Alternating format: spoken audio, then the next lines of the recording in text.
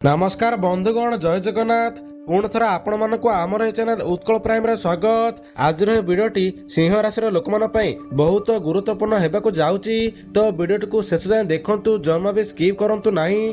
पवित्र महाशिवरात्रि ठारू सिंह राशि लोक भाग्य परिवर्तन होगा जाऊँगी। आज भिडियो माध्यम सिंह राशि लोक मैंने पवित्र शिवरात्रि पर से समय किपर एवं शिवरात्रि पर होगा भविष्यवाणी विषय जानीपारे। ता पूर्व भिडियोटी को लाइक करूँ, चैनल को सब्सक्राइब करी पाखरे बेल आइकन को ऑल प्रेस करी रखुंतु एवं आपण जदि भगवान को आंतरिक भाव भल पाउचंती ताले सुंदर कमेंट करंतु। बंधुगण महाशिवरात्रि एक गुरुत्वपूर्ण हिंदू पर्व जहाँ हिंदू परंपरार सर्वोच्च देवता भगवान शिव को उत्सर्गीकृत जे परिवर्तन विनाश एवं पुनर्जन्म शक्ति को प्रतिनिधित्व करती।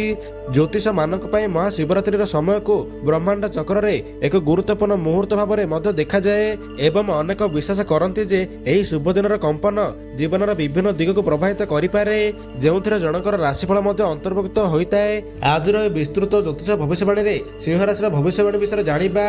2025 महाशिवरात्रि सिंह राशि जातक यह आनी शक्ति पर आधारित अंतर्दृष्टि प्रदान करिब। सूर्य द्वारा शासित सिंह राशि यार साहस नेतृत्व सृजनशीलता एवं आत्मविश्वास जनाशुना अटंती। सिंह राशि प्रायतः एक चुंबकीय उपस्थिति थाए एवं साधारणतः उत्साही आशावादी एवं महत्वाकांक्षी रही था। सिंह राशि प्रायतः एक चुंबकीय उपस्थिति थाए एवं साधारणतः उत्साही आशावादी एवं महत्वाकांक्षी रही था।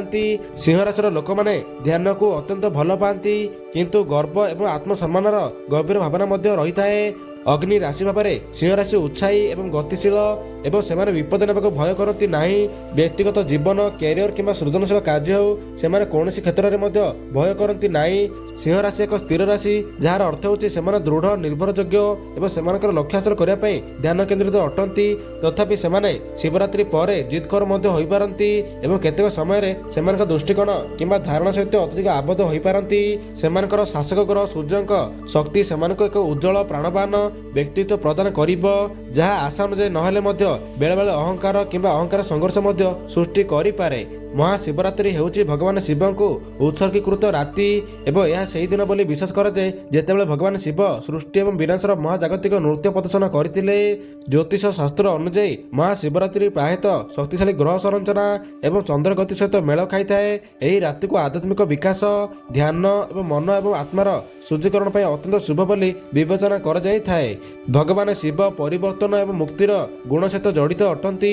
सिंह राशि महाशिवरात्रि समय ग्रह संरचना आत्म प्रतिबिंबन गभीर आत्मनिरीक्षण एवं नकारात्मक ढांचारू मुक्त होगा एक उत्प्रेरक भाव में कार्य करें। यह सिंह राशि लोक आभ्यंतरीण शक्ति को व्यवहार कर एक परिवर्तनशील यात्रा आरंभ कर समय अटे जहाँ सिंह राशि लोक अहंकार चालित इच्छा को परित्याग कर आपंकर उच्च उद्देश्य उपर ध्यान देवाक पड़ब। सिंह राशि लोक 2025 महाशिवरात्रि शक्ति आभ्यंतरीण एवं बाह्य परिवर्तन संभाव्य आणिब। जदिओ सूर्य आपणकर शासक अटे प्रायतः आत्म प्रकाश एवं बाह्य स्वीकृति सहित जड़ित अटे। जदिओ सूर्य आपणकर शासक अटे प्रायतः आत्म प्रकाश एवं बाह्य स्वीकृति सहित जड़ित भगवान शिव शक्ति आपण भीतर देखा एवं आपणकर प्रेरणा इच्छा एवं भावप्रवण ढांचा को प्रश्न करने को आह्वान करिब। यही संरचना सिंह राशि लोक अहंकार पूर्ण आसक्ति आगक बढ़ा एवं से जीवन प्रति एक अधिक संतुलित दृष्टिकोण ग्रहण करने को उत्साहित करिब। शिव शक्तिर प्रभाव सिंह राशि लोक प्राकृतिक नेतृत्व क्षमता को अधिक गठनमूलक उपाय परिचालित करिबारे साहाय्य करिब। सिंह राशि लोक निजक पुराणा अभ्यास गुड़ त्याग कर निजर एक अधिक प्रामाणिक एवं आध्यात्मिक पृष्ठभूमि में पाद देवार देखिपारती।